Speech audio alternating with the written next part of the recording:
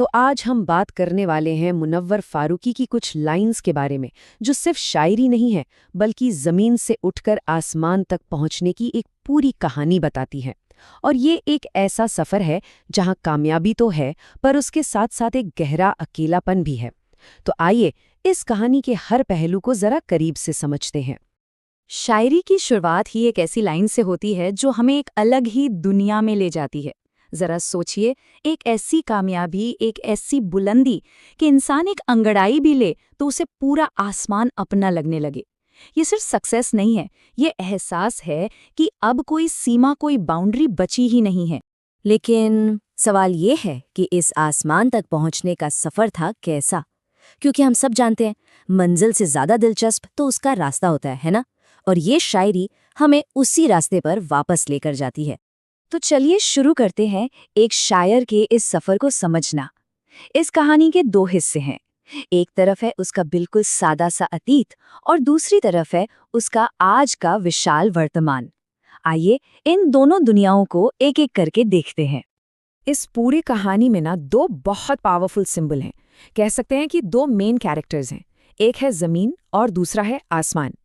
ज़मीन जहाँ से सब कुछ शुरू हुआ था, और आसमान जो आज की हकीकत है। और इन्हीं दोनों के बीच शायर की पूरी जिंदगी की कहानी छिपी हुई है। तो कहानी की शुरुआत वहीं से करते हैं जहाँ से ये सफ़र शुरू हुआ था, ज़मीन से। देखते हैं कि उस ज़मीन वाली दुनिया में आखिर खुशी कैसी थी। ये लाइन ना हमें सीधे उस वक्त में ले जाती है जब फर्श पर सोना कोई मजबूरी नहीं बल्कि एक तरह का सुकून था। इसमें कोई शिकायत नहीं है, कोई दुख नहीं है, बस एक सादगी है, और उस सादगी से मिली एक गहरी सी खुशी। तो अतीत की तस्वीर एकदम साफ है। सादगी थी और एक तरह की संतुष्टि थी। मतलब चीजें कम थी पर जिंदगी में सुकून था। पर याद रखिए, ये तो सफर का बस पहला पड़ाव है। मंजिल अभी बहुत बहुत दूर है। और अब कहानी लेती है एक जबरदस्त लीप। वो फर्श, वो जमीन अब कहीं पीछे छूट चुकी है, और अब सामने है तो बस एक खुला, अंतहीन आसमान। अब देखिए पूरी तस्वीर कैसे बदल जाती है। जहां पहले सादगी थी वहां अब सफलता है, और जहां संतुष्टि थी वहां अब एक विशालता है, एक बड़प्पन है। ये सच में फर्श से अर्श तक का सफर है। और ये बदलाव कोई छोटा मोटा बदलाव नहीं है। लेकिन एक मिनट, यहाँ आसमान का मतलब सिर्फ पैसा या शोहरत नहीं है। इसका मतलब है हर लिमिट का टूट जाना।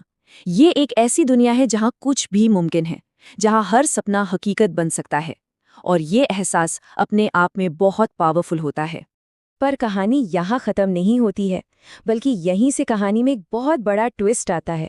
इस चमकते हुए आसमान के पीछे कुछ ऐसा भी है जो इस सफ़र की खुशी को थोड़ा फीका कर देता है। और अचानक ये लाइन आती है और कहानी का पूरा मूड बदल देती है। सोचिए, एक तरफ आसमान छूने की खुशी है, पर दूसरी तरफ अपने ही रिश्ते, अपने ही लोग अब अनजाने लग रहे हैं। यहीं से हमें उस अकेलेपन की पहली झलक मिलती है जो अक्सर कामयाबी के साथ आता है। और ये लाइन तो जैसे उस अकेलेपन की वजह बता रही हो। ये एक तरह का तंज है उन लोगों पर जो आपके सफ़र के संघर्ष को, उस मेहनत को नहीं देख पाते। और होता भी यही है ना? जब कोई आपके स्ट्रगल को नहीं समझता तो वो अकेलापन और भी ज्यादा गहरा महसूस होता है। तो फिर इस पूरी शायरी का निचोड़ क्या है? इसका मतलब क्या निकलता है? शायद यही कि हर बड़ी कामयाबी की कोई ना कोई कीमत होती है। पर सवाल ये है कि वो कीमत आखिर है क्या? इस शायरी के हिसाब से सफलता की कीमत है रिश्तों में आ गई दूरी, एक गहराता हुआ अकेलापन, और ये फीलिंग कि आपके स्ट्रगल को, आपकी मेहनत को कोई देख ही नहीं रहा है, कोई समझ ही नहीं रहा। और सच कहूं तो यही इस शायरी की सबसे बड़ी खूबसूरती है। ये हमें दिखाती है कि जो आसमान आपको उड़ने की आज़ादी देता है ना, वही आसमान आपको अकेला भी महसूस करा सकता है।